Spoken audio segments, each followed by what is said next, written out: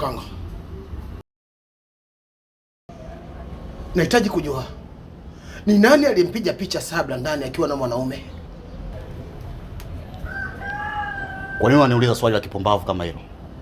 Swali langu nataka majibu na sio maelezo. Pengine labda hujasikia. Nimekuuliza ni nani aliyempiga picha Sabla ndani akiwa na mwanaume? Nijibu. Mimi sina majibu kwa hilo. Ila ninachotambua ni kwamba Sabla alileta mwanaume hapa nyumbani. Hautambui chochote Mkango? Unajua nimeamini kwenye maisha ni bora ukaishi na mchawi wa tunguli kuliko kuishi na mnafiki, muongo, mchonganishi mwenye roho ya usuda. Kwa nini unafanya hivi? Hivi Mkango, kwa namna ambavyo Sabla umeishi naye vizuri, unakwenda kumfanyia hayo unamfanyia kweli? Nisikize Mkango. Kamera zimeonyesha kuna kitu ulikuwa unamwekea Sabla kwenye juisi yake wakati imekaa hapa nje. Unaweza kuniambia kile kitu kilikuwa nini? Na ulikuwa na dhamira gani kuweka kwenye juisi yake mpaka apitwe na usingizi? Lakini pia uniambie yule kijana ambaye alikuja hapa mkambeba Sabla mkaingia naye ndani, ambaye nimemuona katika picha ambazo amepigwa na Sabla, alikuwa ni nani?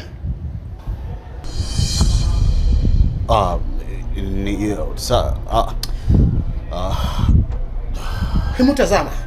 Hauna cha kunijibu, ndio maana unakaa kimya. Na unakaa kimya kwa sababu umefahamu kuwa nimefahamu ujinga uliofanya. Kwa nini nimefanya hivyo brother? Kwa nini? Sema nikosea nini? Mbona alikuwa ni mwema sana kwako? Kwa nini? Halijitoa, halijisiki, haliishi maisha ambayo yastahili kuishi ili upate amani. Kwa nini wewe unaenda kumsababishia matatizo yanayomnyima furaha kwenye maisha yake? Kwa nini? Au pengine labda ulisimini kimwa Sabla nitakuwa nimefaidi sana, sio? Nijibu basi. Pengine labda ulisimini kimwa Sabla nitakuwa nimefaidi sana, sio? Tambo toka nimekaribisha kwenye maisha yangu brother. Umesababisha matatizo makubwa sana ambayo pengine nisingekuwa na yeye singenikuta. Mtoto wangu amefariki, ni wewe ndio nimeleta sauti yako. Leo nimemfukuza Sabla mimi kama mbwa kwa sababu yako. Halafu pesa unaniambia hujui kinachoendelea. Bro, wewe ni shetani. Wewe ni mnyama, ni mdudu, ufai hata kustahili kuishi na watu. Yaani leo hii mimi nimekuwa shetani? Wewe ni shetani brother. Unanitukana mimi? Unanitukana? Unanipiga? Ndio, nimekupiga. Ndio, nimekupiga. Unanipiga brother. Nimekupiga.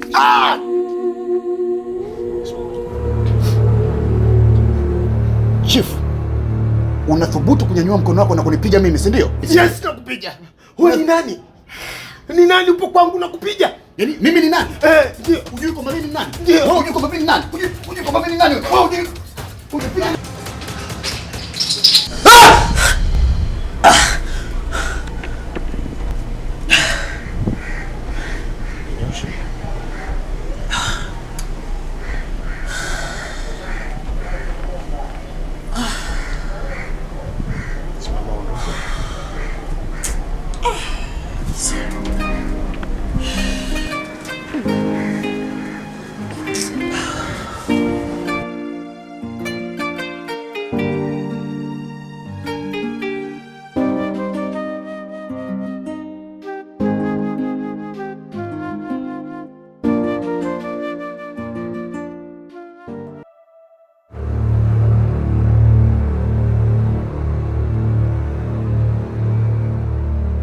Halo, mke wangu.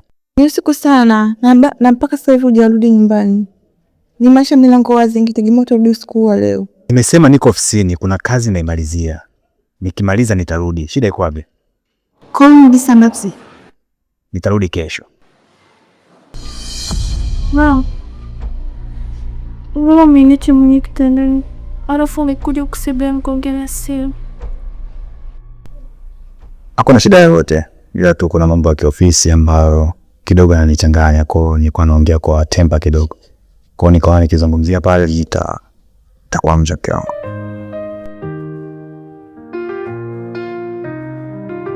Sabla alikuwa na ndoto za nuru. Wala Mungu. Ila ni usiku sasa. Sasa hivi naomba ndo kalale ili kumzishe Mungu. Anakisi Mungu kumshi salama kwa sababu ya changamoto. Kusali nangu. Hakuna pakukimbilia tena. Maisha yake yakawa kama wingu jeusi. O Sabla tone la machozi ni siri ya maumivu. Sabra, moyo wako bado unapiga kwa upole, lakini nani atasikia kilio chako?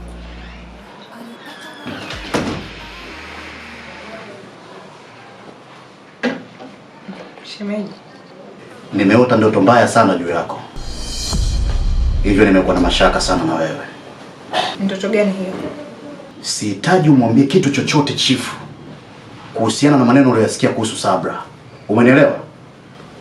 Mimi sipo hapa kwa ajili ya kugombanisha ndugu wa damu, japokuwa maneno yako yanaumiza sana. Maida, usiruhusu kuyakumbatia maumivu yasiokuhusu. Sawa sawa? Unachotakiwa kufanya hapa, tengeneza namna chifu akupende wewe na msahau Sabra kabisa, na si vinginevyo.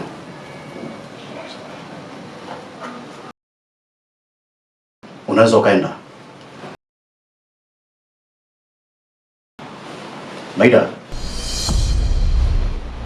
samaki aliyefumba mdomo wake kamwe hawezi kunaswa na ndoano ya mvuvi.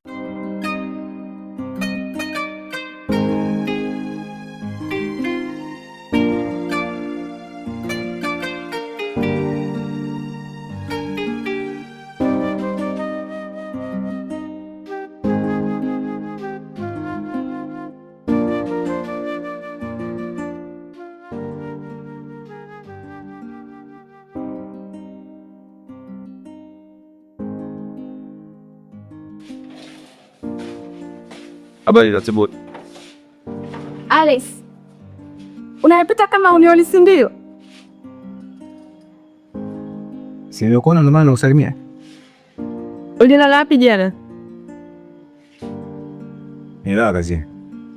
Kuna shida? Eti ulilala kazini. Kilichokufanya ukate simu wakati hujamaliza maongezi ni nini?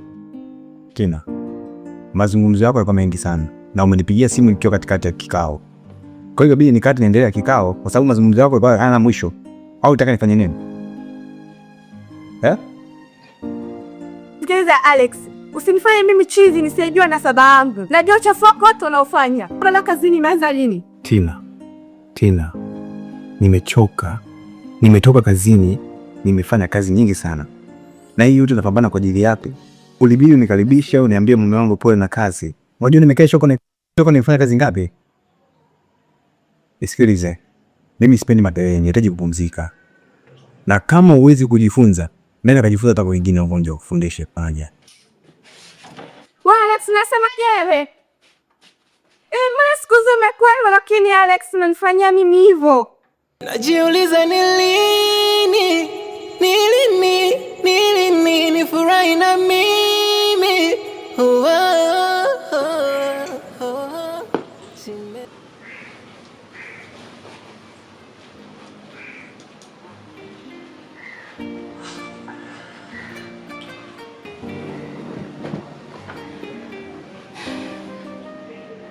Sasa dogo, mimi kuna jambo nataka tuongee. Kuna mwenzangu mimi nimempata, nahitaji nipeleke barua kwa ajili ya kujitambulisha, lakini ikiwezekana ni muoe awe mwanamke wangu rasmi. Ongela, ni jambo zuri. Ila kuna kitu mimi niko naomba unisaidie sasa. Kitu gani hicho?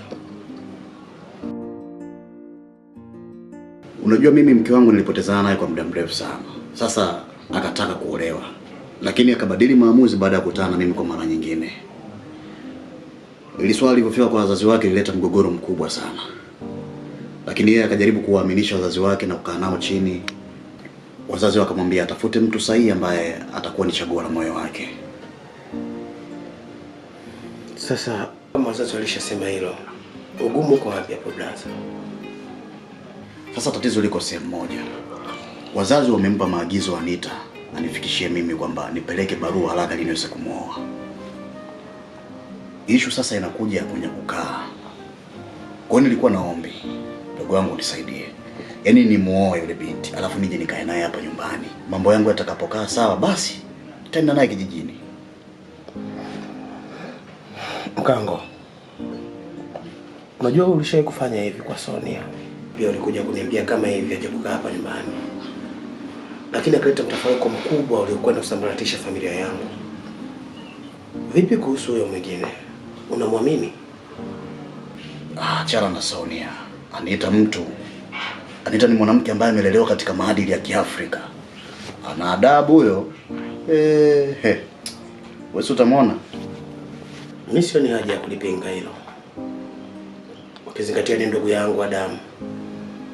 Hivyo wewe mlete, tutaishi naye hapa mpaka atapeka mambo yako sawa.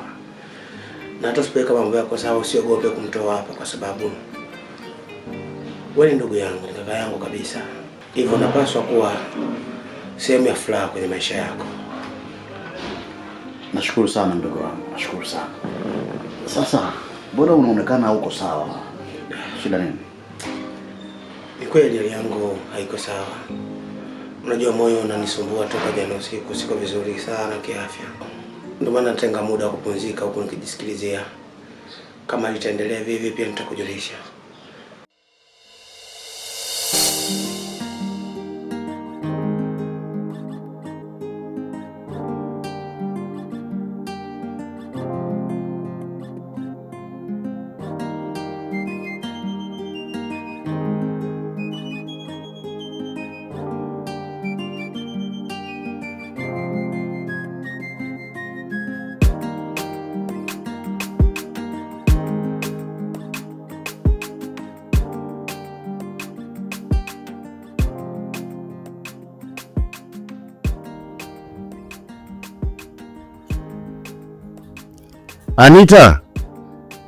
Anita! Njoo.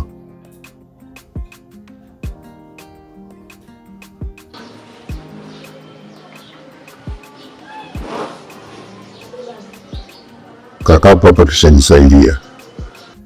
Kwa nenda kaandae maji. Mimi nije nifanyie usafi.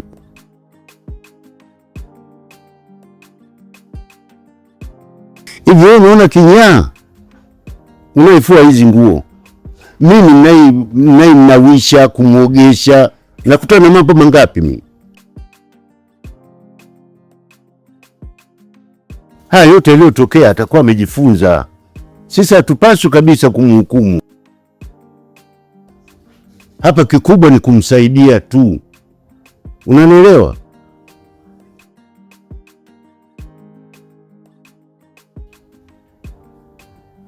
Toka mnenda huko.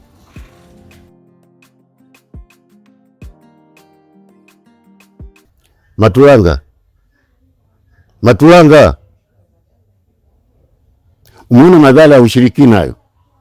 Ulipata mwanamke mzuri mwenye busara zake, ukaja ukamtoa kafara. Leo malipo yake ndo hayo ulionayo.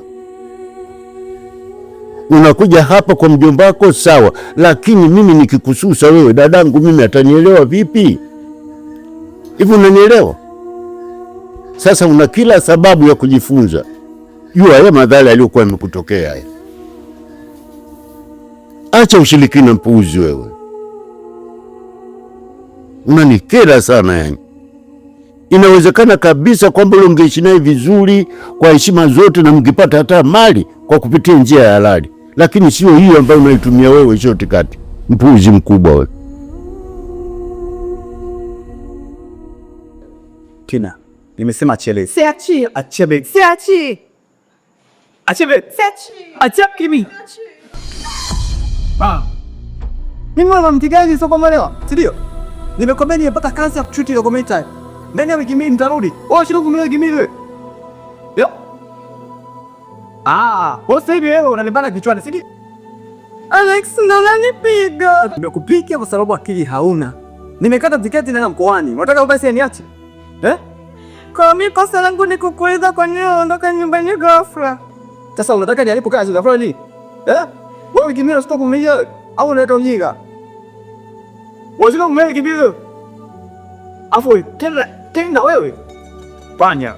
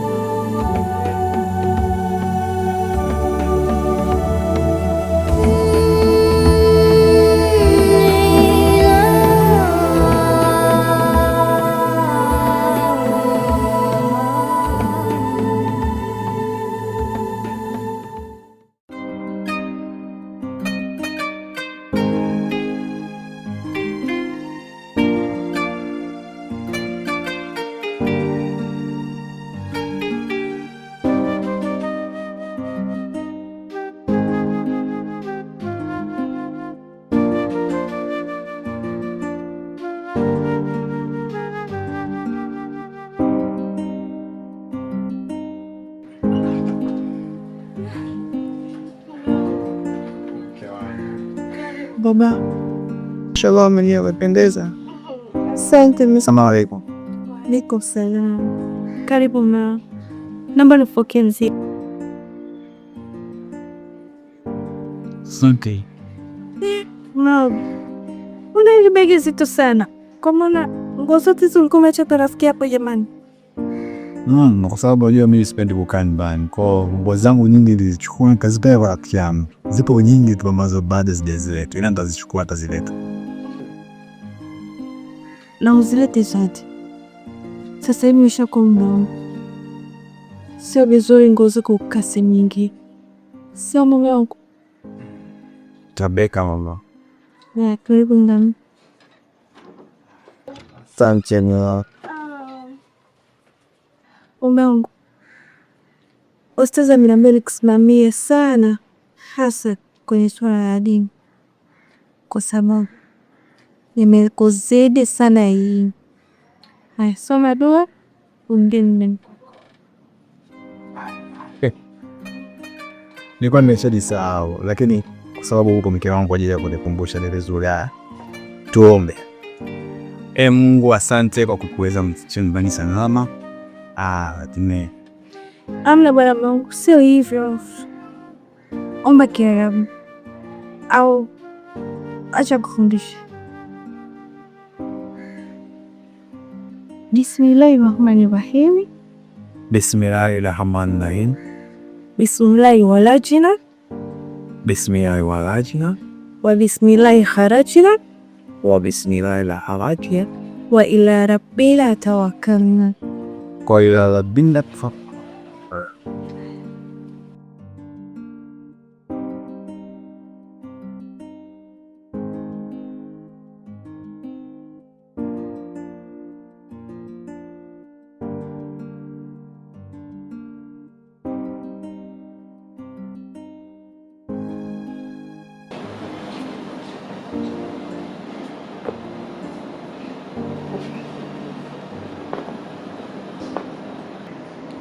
Chifu. Kama hali inazidi kuwa mbaya, twende hospitali.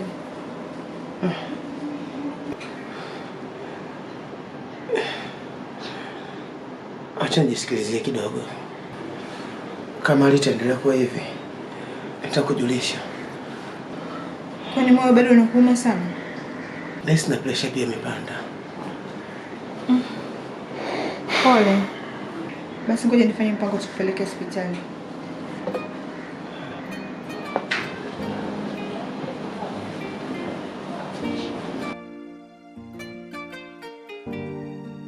Wenda kufuta jiko na kila kitu kitakuwa sawa. Funga ndoa.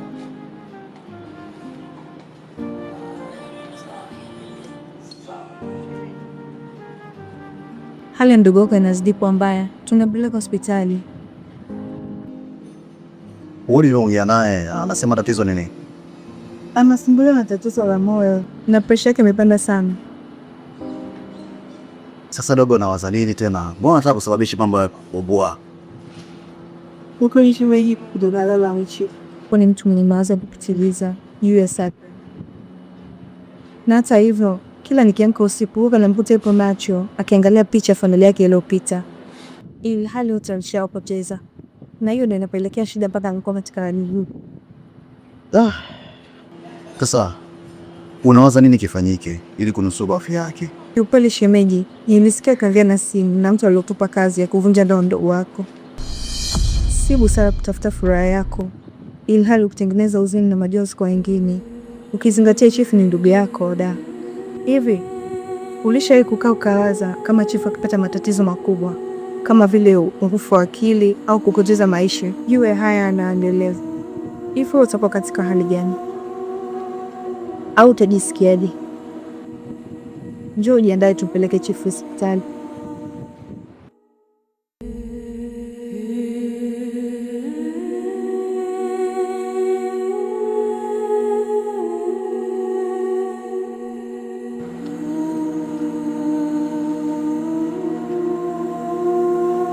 Shemeji, hali ya chifu imekuwa mbaya. Amedondoka na anatoa mapovu mdomoni. Twende shemeji.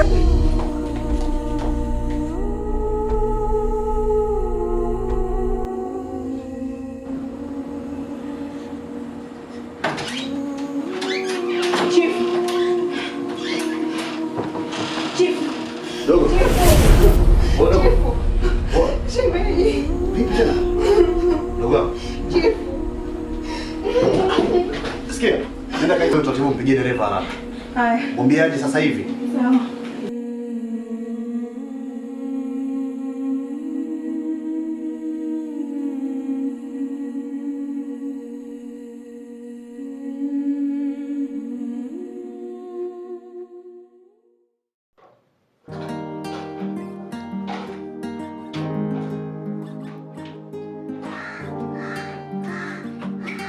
Baby, nakuja.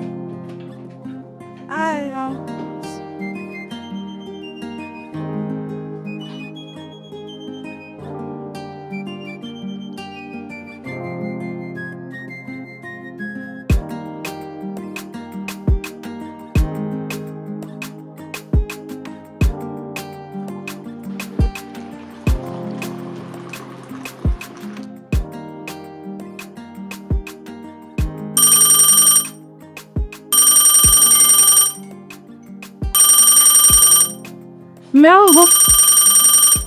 Mangu. Fundi kama napiga.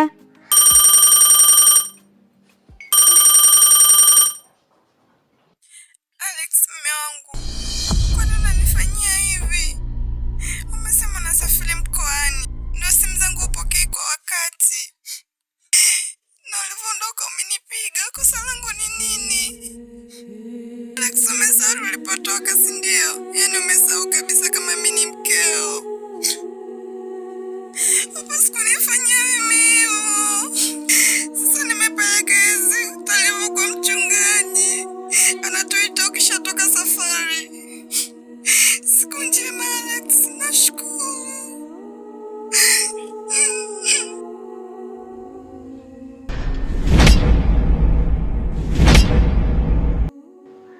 Mbona li? Kumbe Abduli. Nimekuambia usipoda umeme. Nadanganya kwa nini? Shika simu yako.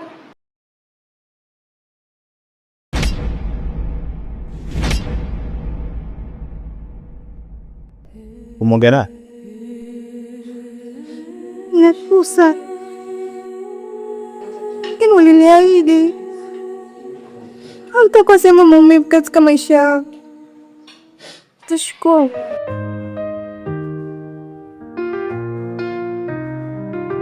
Sabra alikuwa na ndoto za nuru,